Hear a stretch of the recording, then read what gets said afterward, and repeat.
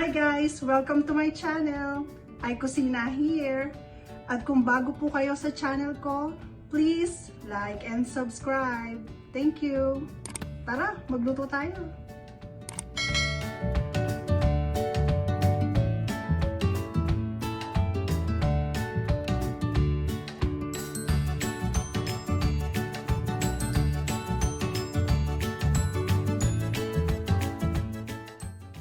So for today's video ay ipapakita ko po sa inyo kung paano ko gawin ang aking special puto recipe.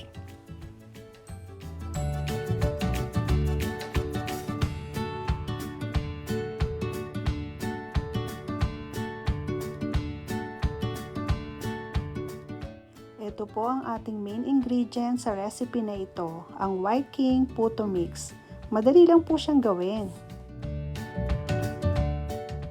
I trusted this brand dahil madaming beses ko na po siyang nasubukan. Nire-recommend ko po ito sa mga busy moms like me. So ito po yung box niya, yung pinaka-front.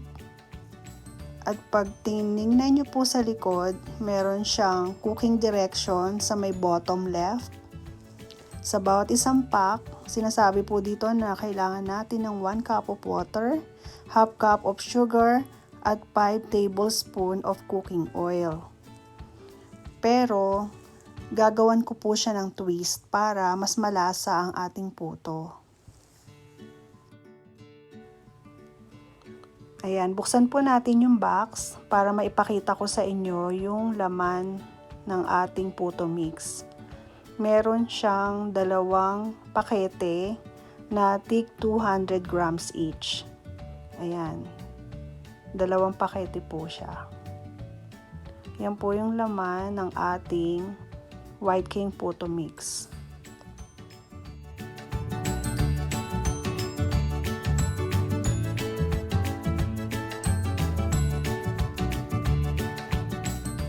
So for this recipe, we need the following ingredients. Kailangan po natin ng puto molder.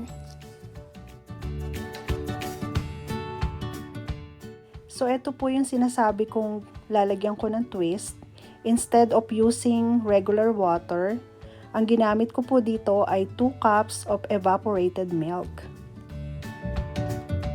1 cup of sugar,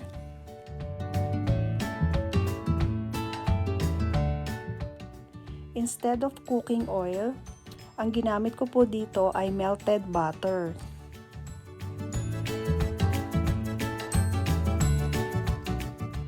At kailangan din po natin ng keso para pang toppings.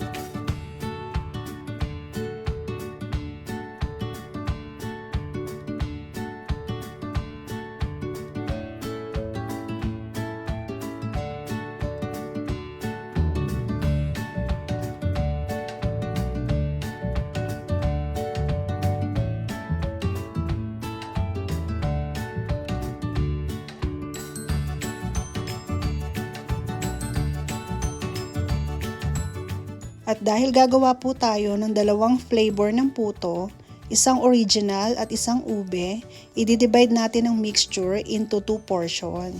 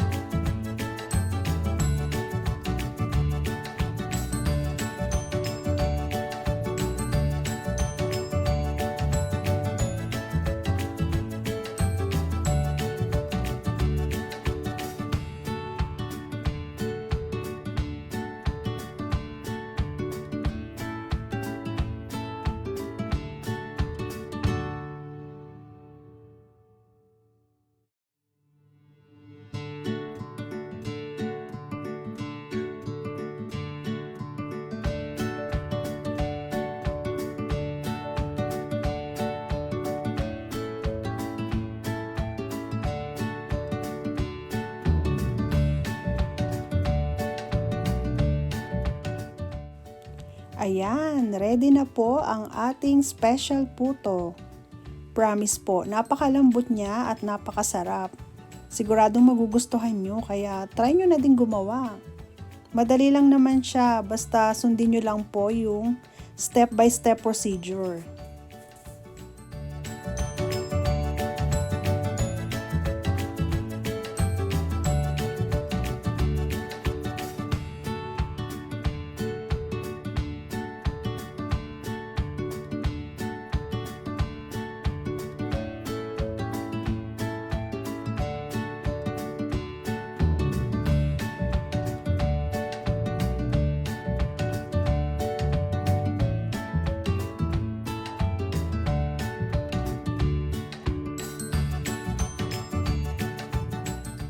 Maari din po natin itong gawing negosyo o panregalo sa ating mga kaibigan sa mga special occasions.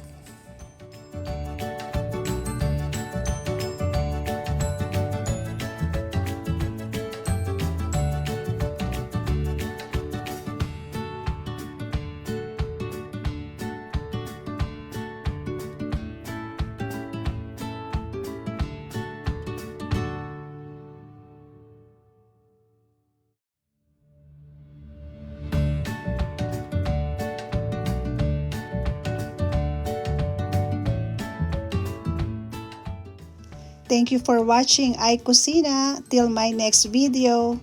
Happy cooking! Bye!